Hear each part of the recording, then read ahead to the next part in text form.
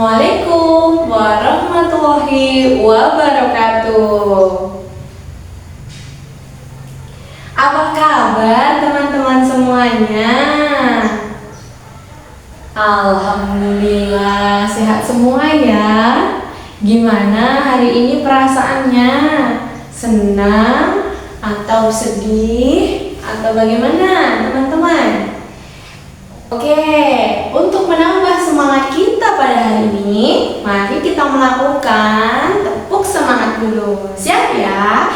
Ikut bareng-bareng sama ibu ya. Tepuk semangat. Dang dang dang.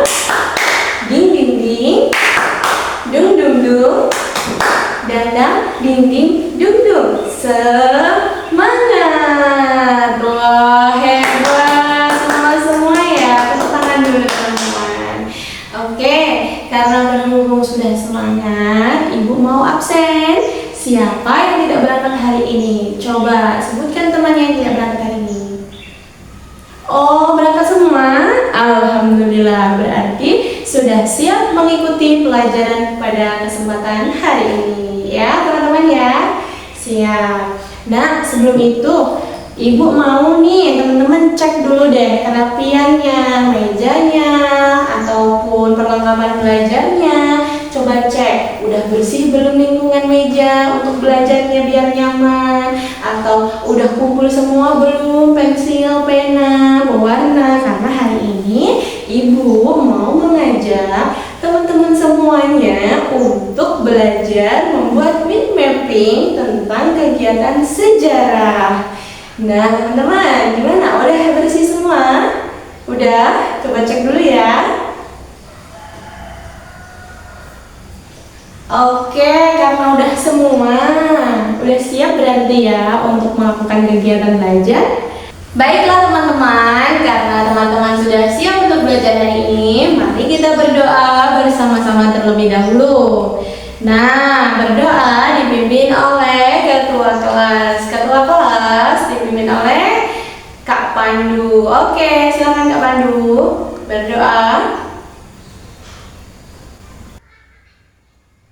Selesai. Oke, karena semuanya sudah berdoa meminta keberkahan kepada Allah, mari kita mempersiapkan diri. Sebelumnya, ibu mau tanya, teman-teman udah tahu belum tentang sejarah kemerdekaan Indonesia?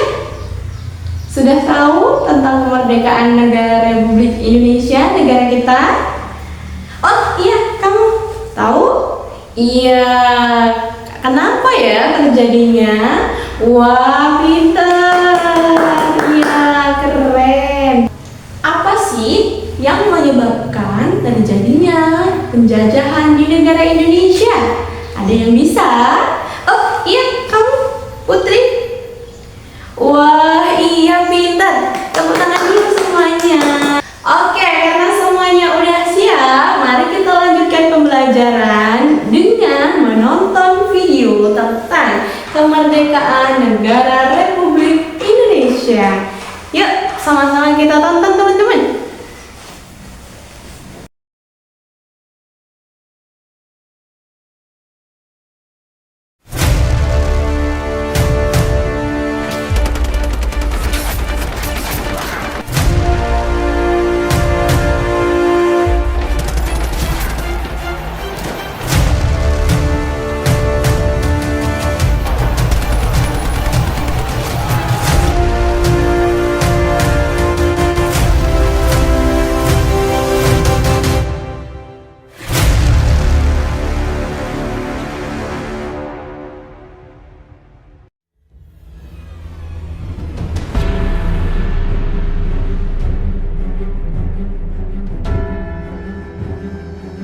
...350 tahun.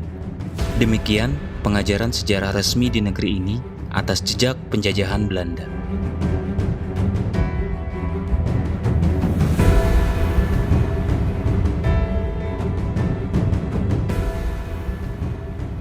Pada awalnya, bangsa Belanda datang bukan untuk menjajah, sama seperti bangsa-bangsa Eropa lain yang datang ke Nusantara. Belanda datang untuk berdagang. Mereka mencari rempah-rempah Nusantara yang terkenal. Kedatangan Angkatan Perang Belanda pada awalnya bertujuan untuk melindungi perusahaan dagang Belanda, yaitu VOC. Angkatan Perang inilah yang pada akhirnya menjajah bangsa-bangsa di Nusantara. Maka berubahlah status Belanda dari berdagang menjadi penjajah. Peristiwa demi peristiwa terjadi. Berabad-abad Belanda menindas dan mengeruk kekayaan Nusantara, meninggalkan luka sejarah yang tak bisa dilupakan.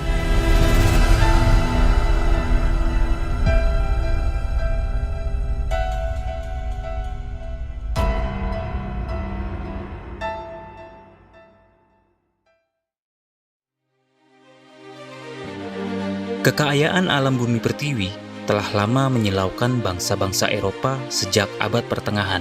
Mereka kemudian tergerak untuk melakukan penjelajahan bersamaan dengan kemajuan ilmu pengetahuan, penyebaran ajaran agama, dan terutama untuk kemakmuran dan kekayaan.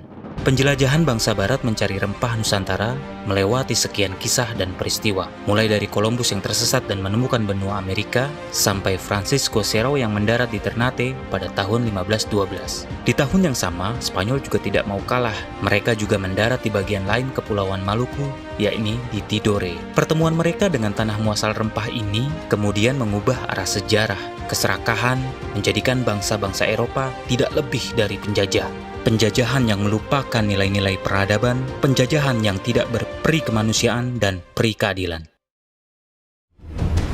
Keserakahan bangsa-bangsa Eropa memicu kericuhan. Nusantara pada masa itu sesungguhnya bukanlah tanah yang tak bertuan. Kerajaan-kerajaan lokal ada di berbagai tempat dengan pemerintahan yang berdaulat di wilayahnya masing-masing. Sistem dagang dan tipu muslihat para pendatang itu tentu saja mendapat perlawanan yang berujung kekalahan karena perpecahan dan adu domba terhadap kaum pribumi Nusantara. Keinginan Belanda untuk menanamkan pengaruh dan monopoli itu bertumbuh kemudian, karena melihat bahwa ini sangat menguntungkan, karena kalau tidak melakukan monopoli, tentu saja bangsa Eropa lainnya akan ikut terlibat dalam perdagangan. Hal ini akan menimbulkan persaingan dan harga-harga yang tidak bisa dikendalikan oleh Belanda. Itulah yang menjadi pemicu Belanda melakukan kolonisasi. Mereka ingin menguasai wilayah-wilayah penghasil komoditi, karena dengan menguasai wilayah-wilayah tersebut, mereka bisa menjamin pasokan komoditi yang mereka perlukan, terutama rempah-rempah, hanya dijual kepada Belanda. Catatan panjang peristiwa-peristiwa pahit persaingan politik mengajarkan para pedagang Eropa itu untuk membagi dan mengkafling-kaflingkan wilayah Nusantara untuk kepentingannya masing-masing. Sementara interaksi mereka dengan penguasa dan masyarakat lokal juga menumbuhkan sikap oportunistik, kemudian berkembang dengan berbagai tipu muslihat dan siasat yang licik. Melalui VOC, para pedagang dari Eropa tersebut menyatukan modal. Dengan modal itu, mereka bisa melakukan berbagai macam operasi. VOC itu seperti negara, karena VOC diberi hak oktroi, yaitu hak keistimewaan yang dimiliki VOC untuk menjalankan perdagangan di kawasan Hindia Belanda. Dengan hak oktroi itu memungkinkan VOC menjadi seperti sebuah negara.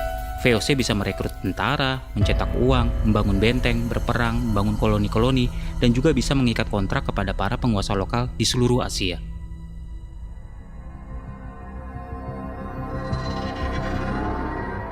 Sultan Agung. Ia adalah raja sekaligus tentara, bukan pedagang seperti raja-raja lain di tanah Jawa. Begitulah Sultan Agung memproklamirkan dirinya ketika pertama kali mulai memerintah kerajaan Mataram. Ia memandang dirinya berbeda dibanding raja-raja sebelumnya, yang terlibat perdagangan antar kawasan di Nusantara. Sultan Agung adalah raja terbesar Mataram, memerintah pada tahun 1613 hingga tahun 1646. Dari awal, sang raja bercita-cita ingin menyatukan seluruh kerajaan-kerajaan di Pulau Jawa. Hal inilah yang merisaukan Kesultanan Banten, yang kemudian membiarkan orang-orang Belanda mendirikan pangkalan di Jayakarta. Keberadaan Belanda yang berulang kali merusak tatanan di wilayah Nusantara mengobarkan semangat juang Sultan Agung. Belanda pun beralih menjadi musuh terbesar Mataram. Di bawah pemerintahan Sultan Agung, Mataram menguasai hampir seluruh Jawa, kecuali Jayakarta dan Banten. Namun VOC sebagai perusahaan raksasa milik Belanda menolak mengakui kedaulatan Mataram. VOC bahkan berupaya menaklukkan daerah kekuasaan Mataram. Banten serta Batavia yang ingin dikuasai Mataram pun telah berhasil dikuasai Belanda sejak tahun 1619. Sultan Agung murka. Keberadaan VOC di tanah Batavia yang juga memonopoli perdagangan dianggap sebagai ancaman serius bagi masa depan Pulau Jawa. Sultan Agung pun merencanakan penyerbuan ke Batavia. 22 Agustus 1628, bala tentara Sultan Agung memulai serangan atas kedudukan VOC di Batavia. dimulai dengan pendaratan kapal perang melalui laut dan lebih dari 10.000 prajuritnya. Pasukan Mataram yang dikerahkan untuk menyerbu Batavia adalah pasukan terbesar dalam sejarah Jawa. Pasukan ini didatangkan secara bergelombang. Gabungan dari prajurit-prajurit Surabaya, Demak, Pasuruan, Ponorogo, Madura, dan Priangan. Pertempuran berlangsung selama beberapa bulan. Tembok-tembok kota diruntuhkan. Benteng-benteng kecil di sekitar kota dapat direbut. Serdadu Belanda makin terjepit dan hanya bisa bertahan di benteng induk di tepi Sungai Ciliwung.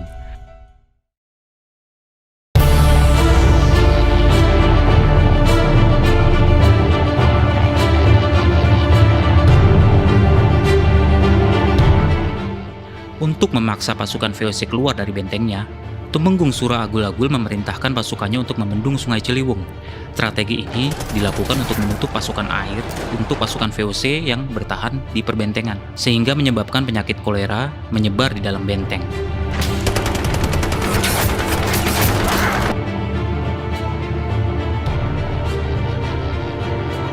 Di tengah situasi yang sangat menentukan, persediaan makanan pasukan Mataram menipis. Semangat pasukan Mataram juga mulai goyah, sementara yang lain gugur karena kelaparan dan penyakit. Melihat kesedihan ini, pada 3 Desember 1628, Tumenggung Sura Agul-Agul memerintahkan pasukannya untuk kembali pulang ke Mataram. Pada Mei 1629, Sultan Agung kembali mengerahkan pasukannya untuk menyerang Batavia. Pada penyerangan yang kedua ini, belajar dari penyerangan yang pertama, pasukan Mataram kali ini dibekali persenjataan yang jauh lebih lengkap, dan lumbung padi disiapkan pula di Tegal dan di Cirebon. Namun VOC tidak kalah berstrateginya. Lumbung-lumbung padi itu dihancurkan terlebih dahulu, sehingga pasukan Mataram kembali kekurangan pangan. Pengepungan benteng VOC Belanda di Batavia kembali gagal dilakukan untuk jangka waktu yang panjang. Sultan Agung harus menerima kenyataan 2 kali penyerangan ke Batavia mengalami kegagalan.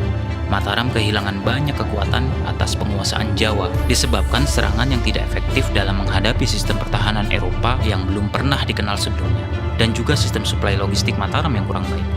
Sementara VOC Belanda semakin kuat pada posisinya, sampai kemudian memaksakan berbagai kepentingannya kepada para penguasa lokal di berbagai wilayah di Nusantara.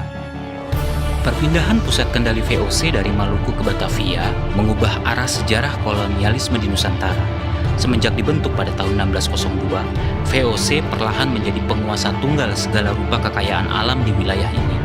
Mereka mengusir bangsa-bangsa Eropa lainnya, menaklukkan penguasa-penguasa lokal, dan terutama menindas, memeras seluruh suku bangsa di Kepulauan Nusantara. Kesemuanya untuk kepentingan pribadi dan kemakmuran para pemodal dan bangsa mereka yang ada di Eropa.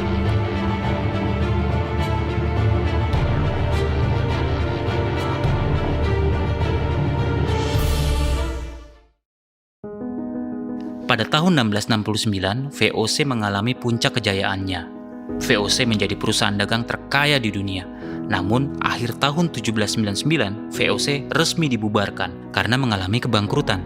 Disebabkan beban birokrasi yang harus mereka tanggung, mereka harus menggaji para pribumi untuk membantu mengurusi wilayahnya. Dan yang menjadi sebab paling merugikan adalah perilaku korup para pejabat VOC itu sendiri, yang beroperasi melalui private trade atau perdagangan personal tanpa adanya pengawasan dari pusat.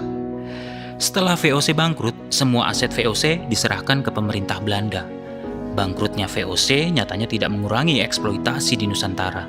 Kolonialisasi bahkan makin mengakar kuat. Pemerintah Hindia Belanda melanjutkan berbagai perjanjian dan aturan sepihak yang telah dipaksakan pelaksanaannya semenjak masa VOC dulu. Kerajaan dan penguasaan lokal adalah pengampu interaksi yang tidak adil bagi kaum pribumi. Tentu saja perlawanan terjadi di mana-mana dengan diam-diam maupun dengan jalan perang. Puncak perlawanan atas kesewenang-wenangan Belanda itu terjadi pada kurun waktu 1825 sampai dengan 1830. Dalam sejarah disebut sebagai Perang Jawa atau Perang Diponegoro. Orang Belanda menyebutnya The Java Oorlog.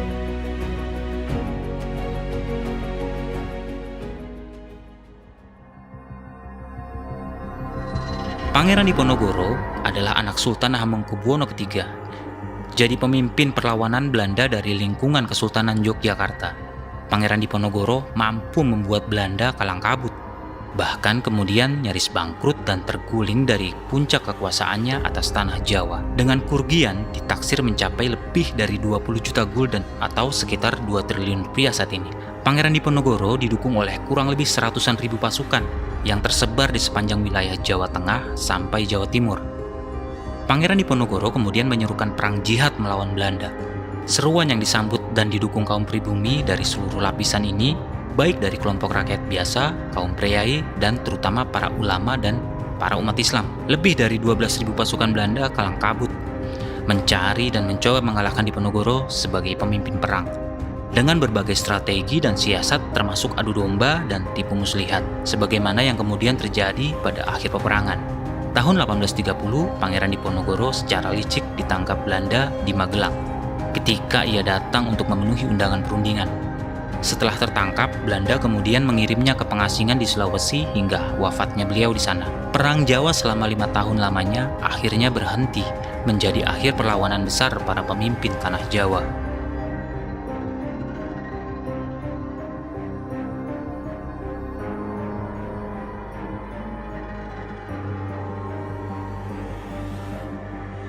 Oke semuanya, udah selesai nonton videonya. Gimana? Kira-kira teman-teman tersentuh nggak hatinya melihat perjuangan para pahlawan kita di masa lalu? Negara kita sudah dijajah selama 350 tahun. Nah benar, kegiatan tentang penjajahan itu sangatlah tidak manusiawi ya teman-teman ya. Iya benar, oke tepuk tangan. Ada lagi? Ya kamu, kenapa? Iya benar, itu tentang bagaimana cara masyarakat Indonesia mempertahankan haknya untuk menjaga negara kita supaya merdeka. Iya, pintar sekali. Ada lagi yang mau ibu tanya ke teman-teman? Teman-teman, apa yang menyebabkan terjadinya proklamasi di Indonesia? Iya kamu, oke, apa? Wah, pintar sekali. Ternyata dari video itu tadi kita bisa menangkap banyak hal ya teman-teman ya. Ada yang tahu lagi nggak kira-kira? Siapa saja para pahlawan yang sudah membela negara kita? Iya benar. Good job. Pahlawan nasional. Siapa? Ada yang tahu pahlawan nasional kita? Oke, Bapak Insinyur Soekarno.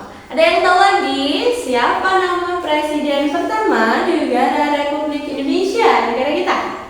Iya, kamu. Oke, benar teman-teman. Oke semuanya, karena kita sudah menonton tentang terjadinya ataupun sejarah kemerdekaan negara Indonesia, di sini kegiatan selanjutnya adalah Ibu mau kita belajar berkelompok dan kita berdiskusi. Apakah semuanya siap?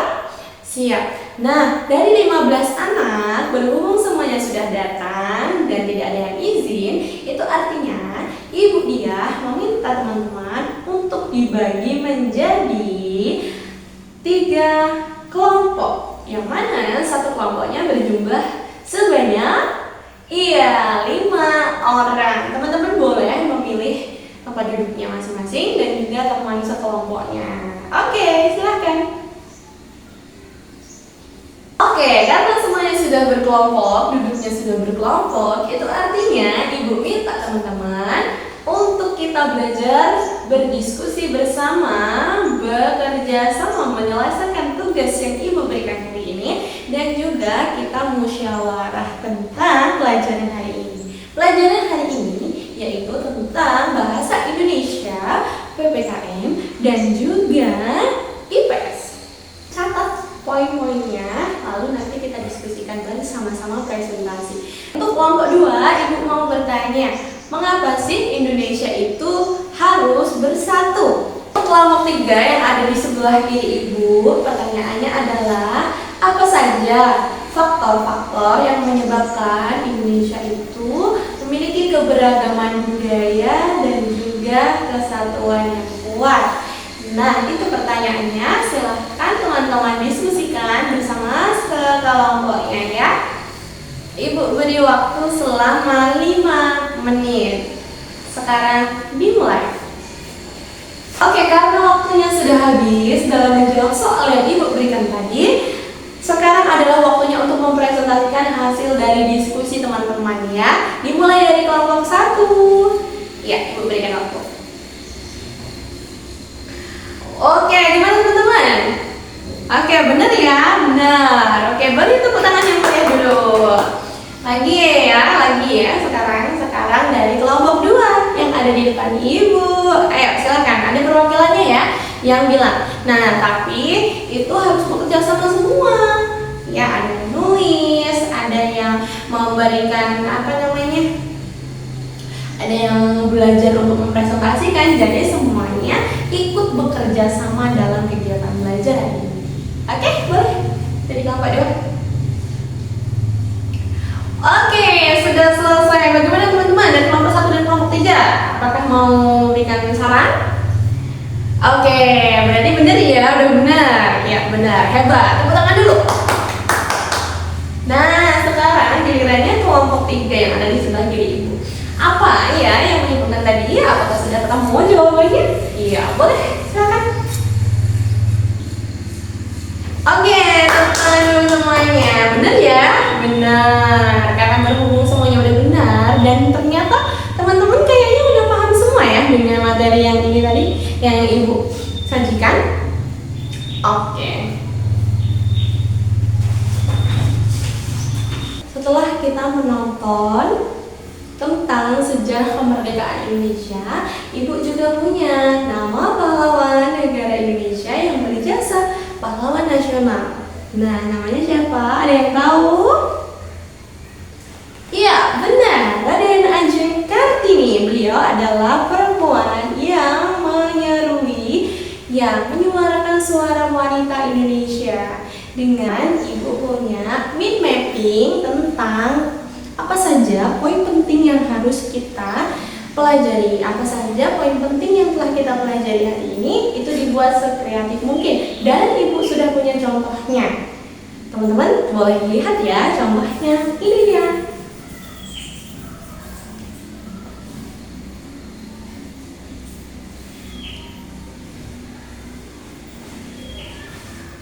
Oke, dari contoh tersebut, Ibu minta teman-teman juga membuat mind mapping sekreatif mungkin. Silahkan bekerja sama dengan teman-teman sekelompoknya membuat mind mapping sekreatif mungkin. Semuanya udah siap? Udah siap kartonnya? Karton udah siap? Kertasnya udah siap? Oke, karena semuanya udah siap, Ibu beri waktu selama 15 menit dikerjakan dari sekarang. Karena waktunya sudah habis, apakah ada yang sudah siap dari kelompoknya masing-masing? Udah siap untuk menunjukkan hasil mind mapping-nya yang paling cantik? Mana dulu nih kelompok yang siap menunjukkan hasil karyanya? Wah, ternyata dari kelompok 3 teman-teman. Oke, siap. Kita akan lihat dulu ya bersama-sama ya. Mari kita lihat bagaimana sih mereka menyusun mind mapping tentang kegiatan hari ini. Tentang peristiwa sejarah di Indonesia. Iya, beri aplaus yang meriah. Ternyata susunan mereka sudah sangat bagus dan juga rapi. Ada yang setelah kita menonton video, lalu kita berdiskusi, telah membuat mind mapping, Ibu mau ada kegiatan satu kali lagi yang seru. Teman-teman siap? Masih semangat? Masih? Kalau misalnya udah lemes, capek, Bu, ya udah kita peregangan dulu ya. Oke, karena gitu kita peregangan dulu. Coba tangannya ke kanan, tangannya ke kanan, digerak-gerakkan. Tangannya ke kiri, digerak-gerakkan. Tangannya ke depan, digerak-gerakkan. Tangannya disilang, jempol digoyang. Oke, Ibu misalnya kayak gini. Ibu, saya mau tentang kegiatan itu terjadinya detik-detik proklamasi, Bu. Saya mau jadi Pak Soekarno-nya yang baca teks proklamasi. Boleh. Ada lagi, saya bu yang jadi itu Sultan Syahrir, saya yang ketik. Boleh kayak gitu teman-teman ya. Oke, Ibu beri waktu 10 menit ya. Oh, enggak 5 menit aja. 5 menit. Per satu kelompok 5 menit kita main perang. Siap? Siap ya semuanya ya? Oke, karena semuanya udah siap, mari kita saksikan dahulu. Dari kelompok 1, silahkan maju.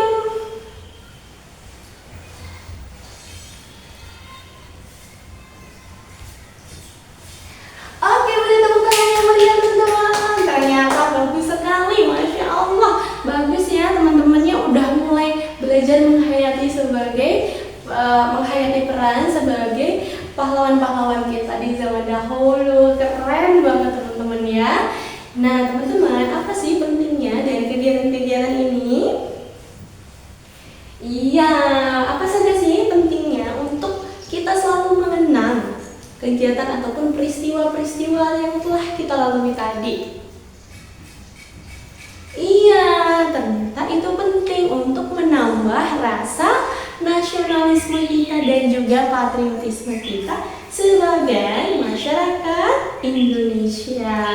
Oke, dari kegiatan tadi, hal tersebut dilakukan agar menambah rasa menghormati kita, mengenang jasa para pahlawan, agar kita juga bisa ikut merasakan bagaimana sih rasanya untuk berjuang menjaga negara Indonesia ini agar tetap merdeka, agar tetap bisa semakin baik. Oke teman-teman, dari semua hal tadi yang Ibu harapkan teman-teman bisa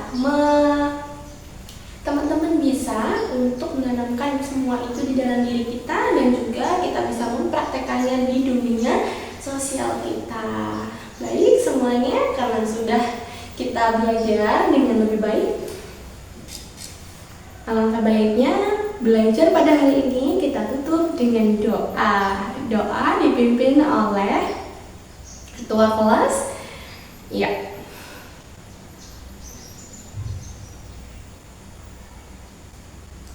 Selesai. Oke, baik semuanya.